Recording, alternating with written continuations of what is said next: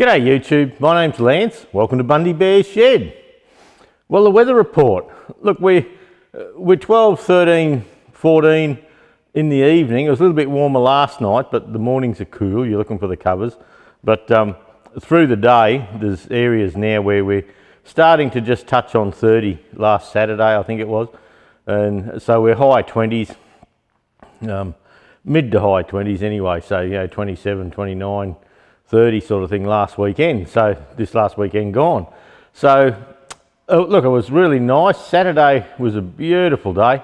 Lots of sunshine, and I was trying to water my my trees so I could have a clear running Bundy Bear's Shed. I water the orchard, but I've been having a bit of pump trouble, and so I've got this old Davy pump going, and I've got the new Onga pump back and fine, but I've got these other old pumps I played with, so I've been buggering around with them and just seeing if I can get a bit more use out of them. And yeah, I got this Davy one, and it had run for half an hour, then it'd stop, and there's a little twist lock plug, and it must have had a bad connection. So I tried twisting it and buggering around, but I spent most of the time on that.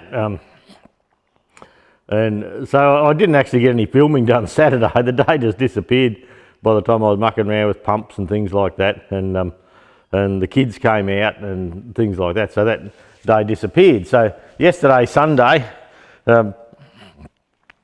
I come up and I got onto the TE20 again, and the what we got done, we got the PDO pulled out, and we have the hydraulic pump off the machine. And you can see behind me here, I've got the hydraulic pump in pieces, and we're going through. We're fitting a Sparex hydraulic pump kit, and I'm just running through making sure everything is as it should be.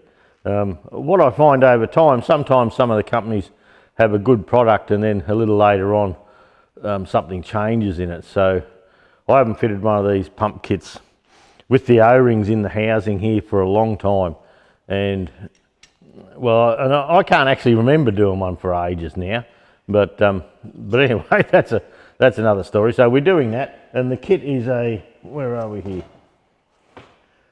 It's a Sparex S61325, and as with all of the Sparex kits, not the Sparex kits, all of the hydraulic pump kits, it doesn't matter which company does them. They seem to supply the gasket set for this end plate without the O-rings in it. Look, it's something we've known about for ages, and you can just get an O-ring out of a kit and get by. But we've sort of thought, well, that's not really good enough, so we're dealing with that at the moment. And the part number for that O-ring on the housing here is S1932 1932, and it's I'm just running through, like they say the O-ring should be, and Massey Ferguson says the O-ring should be 1/8 section by 13/16, and you put a 1/8 by 13/16 in, and it fits all right, but in my mind it's a little loose. So I've gone to a 212 out of our normal O-ring kit just for a try, and it fills the gap up better in my mind, but the one that's supposed to be, that's the one we're going to supply. So we're going to have that as a part. We've never sort of had it, we've never gone into the detail before because I couldn't actually prove it for myself what was going on with that. So yeah, that's today's exercise. Yesterday it got blown out. It come over cloudy and the wind was going, and it got that noisy, and they started skiing down the bottom end near the dam there, or near the river in Bundy here, and it was just coming straight in the shed and into the sound. So I pulled up and I went up the house, and I did the paperwork for this stuff and had a look around and to see what was going on with it all. Now, pardon me. Last week, I didn't go to work all week. I don't know what was wrong. I was just a bit crook. You notice my new shirt. Ain't nothing losing a few kilos wouldn't fix. But anyway, the this is a TE20 one. Pardon me. If you have a look down below any of our videos now, YouTube have let us put a merchandise shelf there, and we've changed direction with the merchandise. We've had a look at where our customer base is, the average age of our customer base, and as in our viewer audience, and our viewer audience is from 25 to 65 normally, and 93% male. So you'd think all the girls would want to get a fucking look at this good looking rooster, wouldn't you? But anyway, women don't watch it as much as the men, which, look, that's understandable. It's a blokey sort of thing.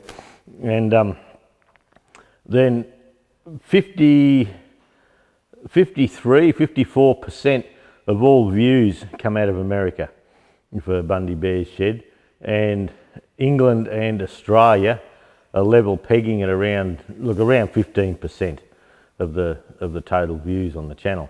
And so, and the other one that's got us to about 80 something percent, and the others are Canada. Canada's about 11, I think. But anyway, so we had a look at what we were doing with our merchandise, and we had a look at pricing and things like that, and then we've been doing a couple of exercises lately, and we've had customers that have bought product overseas, and we've done the price checks and all that, and we've looked to do it cheaper, give better value for money. So what we've done now, that merchandise shelf underneath, that's a Spreadshirt one that's a partner with YouTube. We're allowed to do that because our channel's big enough that we can sell a bit of merchandise. And so we've put that there to try and help fund the channel. Now, pardon me, with the channel, America changed the laws, and out of the YouTube revenue, we have a few ads on our thing, and that's how we get a little bit out of YouTube. And me personally, I put it into like that engine stand I bought the other day, and oil and things like that for Bundy Bear's Shed. It all goes back into the shed to try and keep the show on the road. And the American government a while back decided that we weren't paying enough tax, so they take 5% of all that. America and Australia have a tax treaty, and they'd take a quarter of it otherwise. But because we have a tax treaty, they take 5%. So then the American government now, because YouTube's based in America, they take 5% of all merchandise as a tax. So because we're out of the country, and look, that's just what you have to deal with if you want to play the game. So no big deal. But if you have a look on that merchandise shelf, I've actually bought stuff out of America this last week. I have coming, my own merchandise, just to do all the test runs and that on the system. And our shirts have dropped about $10. We can do them around $10 cheaper. And I think they're about $26, I think. And so we did the exercise to bring one shirt into Australia from America, and one shirt cost a little bit over $16 post. Two shirts cost $20. I'm bringing 4 items in and just checking the different price levels. So we believe that the merchandise will be cheaper because of that. And in America, it's easier and cheaper for the Americans, and that's Australian dollars. So the American viewers will get it a lot cheaper than that. So we're hoping that takes off a little bit and helps us with our channel to prop things up a little bit. We have a heap of help from Sparex, as you know, and we really appreciate that. LSA Oil up the back here, we're talking to them, and the rep come in last week, but I was home crook, and he said they'll probably take it on, but they want their value for money, and they want, and don't we all? But they want their value for money, and they want mentions whenever I use it, and they want the signage up the back, which I've left a sign there, and which is fine too, but I didn't get to have a chat to them about it. But I said to Jude, "Oh, do we order any yet?" And they said, "No, not yet. They're not ready for another month or so yet." So we think LSA is coming on board. They're saying it is, but there's nothing official yet. And so look, that'll be good. And look, I use all their stuff in here anyway. So that'll be a help if they can help out with just some of the oils for our products here. So we're working along with that, and we'll see. But back to shirts. I'm all over the place. Back to shirts. We've got this logo here. That's me on a TE20, and the new logos that we've got available on the shirts on YouTube on the merchandise shelf. We've got the grey and gold tractor here. We've got the 135 here, and we've got the John Deere 420. We've got me just standing there like a big dick, and standing out in front of a shed. So we've got about 6 different pictures. So yeah, if you're not Fergie inclined and you're a bit more, you like the Farmall, the John Deere, it seems popular. So anyway, so you go through on the shelf.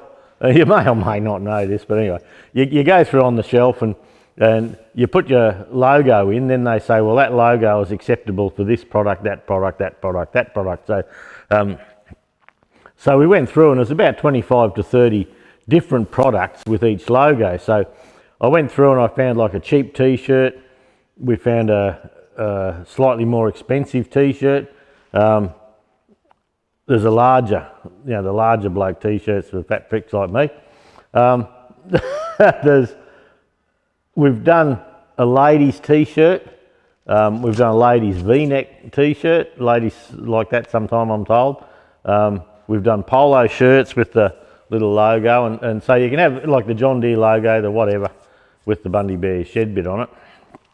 And so we thought, while we're doing the shirts, we've done shirts, men's and women's shirts, hoodies, bucket hats, caps, truckers' caps, all that sort of thing. Drink bottles, water bottles, cups, just a couple of cups and mouse pads and just little knick-knacky things that hopefully gets a bit of revenue happening. But I got notified from Spotify, and not only the men's and women's, but I thought, well, a lot of kids, if Dad's got a t-shirt, the kids like one, so they offered this kids range. So we said, yeah, all right. So we've got like a kids t-shirt, a kids hoodie, and things like that. So we thought that's good, but then we got notified that they're going to pull our kids range off. And I said, oh, why is that? And it's because of this, that rum.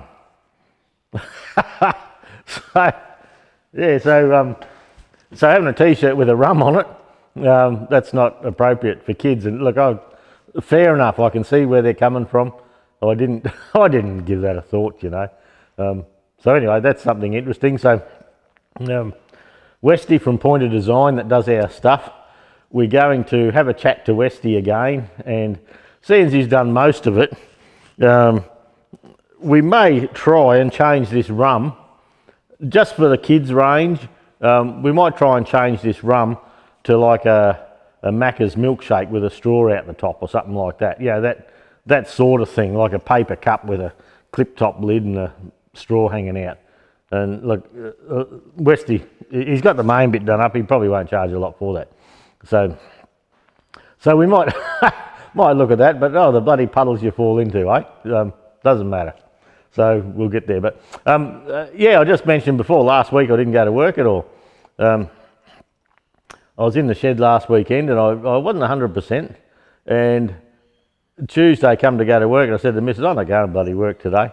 I just feel shit. I got a headache and bloody, just felt like I was getting the cold or the wog or something.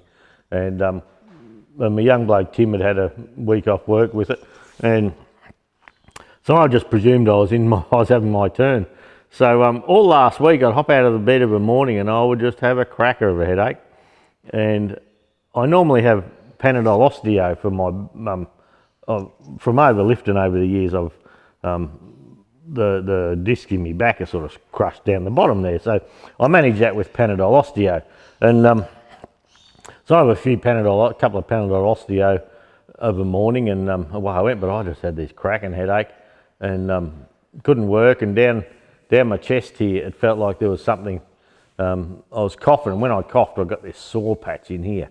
And I thought, oh man. So I've still got a little bit of the sore patch, but no, I'm not bad. I'm feeling way better.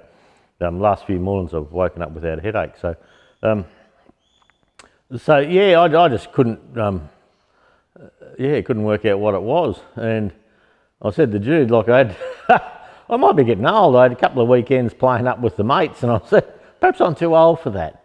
And she sort of, women nod their head. Yeah, good on you. But the other thing is I had my COVID thing, but like it was a fortnight before. So we don't know what's gone on. I've still got a little bit of a pain in here.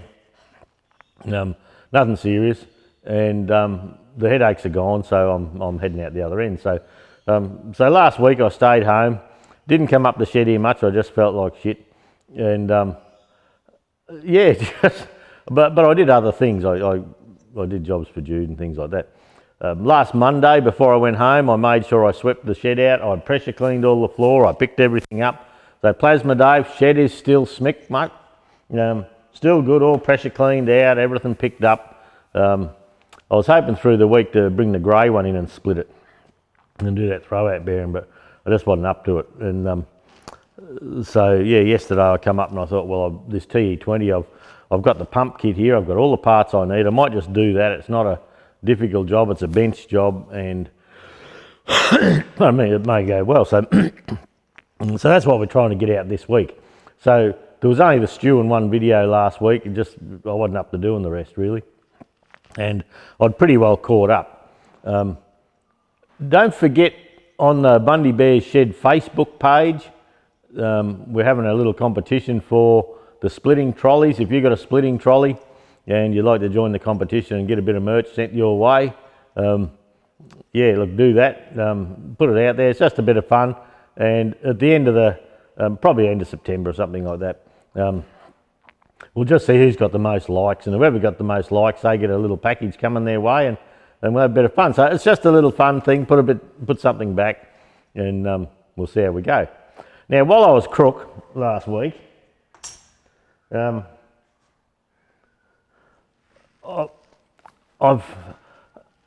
think I told you that I bought a Cricut, C-R-I-C-U-T, vinyl cutter, and it's like a hobby housewifey type thing, but I can see the benefit for labelling stuff and doing decals. Like I need to do another one on the John Deere and things like that. So I can see the benefit of being able to cut our own vinyl shapes, and it cuts cardboard and cuts a lot of things. So Lovey says, that sticker thing of yours. And I said, yes.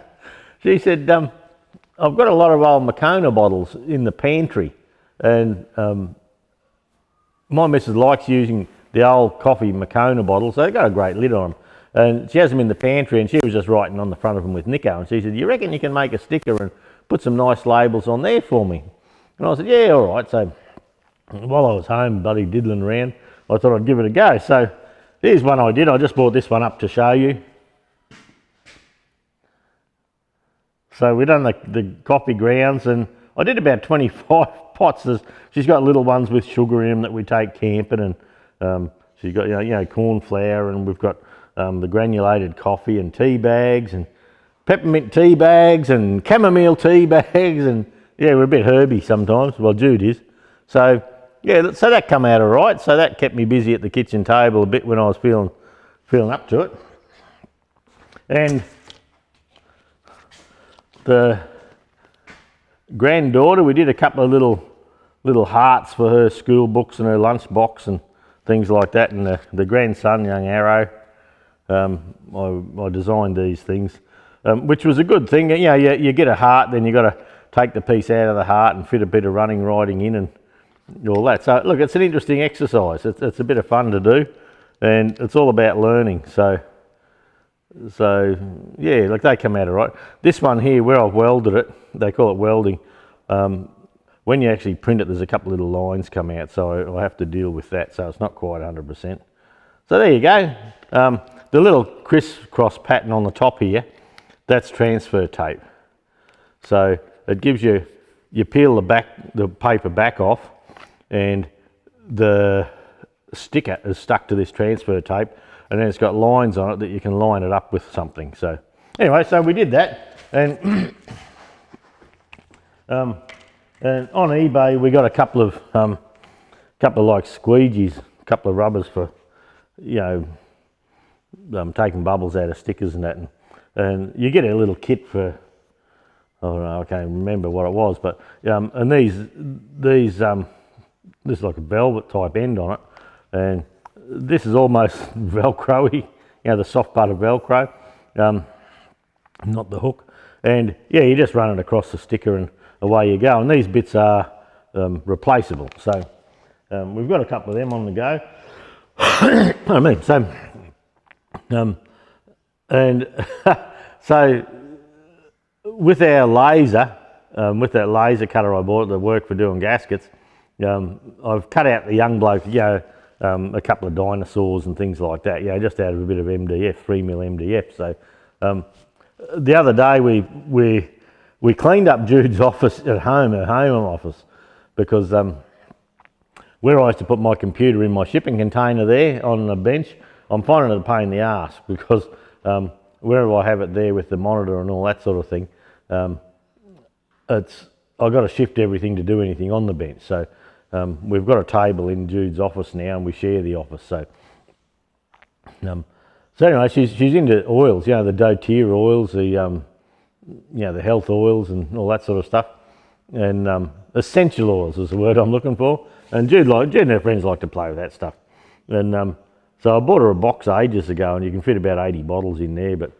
she's got that full, and and it's all around the desk and everywhere, and it's an old desk where you have the pull-out keyboard drawer, which we don't use anymore. So I said, yeah, would you like something on there? So what we're doing, we're cutting out a base of MDF, and we've got little brass risers out of computers, and we're going to put like a little stack system in there, so she can pull the drawer out and fit another 80 or 100 bottles of essential oil in there. There's 30ml bottles and 23ml bottles, and so that'll be a good exercise for the laser. I'm doing it in 200mm squares, and with the 200mm squares, yeah, you can just keep adding them on. But I've got the rounded edge at the front, so you know, there's no sharp edge to cut her skin, and the back's a square edge, so you can bring another one in the back and it'll have a rounded back edge, so you can go like 400 by 200, but then yeah, it's like a big U shape, so the back one's 270 by 200, so which is just about the maximum I can fit in my little laser. So you know, so that's a project coming up, and we've got the little standoff nuts and things like that. So we're going to have an MDF base, then about 5mm up from the bottom we're going to have a sheet with all the holes cut in, and then about 20mm up from that, 15 or 20mm, I haven't made my mind up yet, we'll have another piece on the top with all the holes in it. So when she drops a bottle in, they don't slop around and try and get lost. So so then I was getting all fancy. I said, oh, yeah, you know, which ones do you use? And on the top of them there, we're going to try and laser etch them, just engrave them.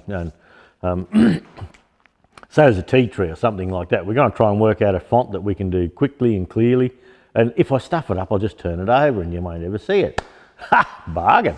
So, so that's a project coming up. I'll show you that as I do it. I haven't got enough MDF at home here to do that, so I have to go to Bunnings and buy that. So that's just another little interesting thing that's going on here. With being Crook last week, Kangaroo rally is on this coming weekend.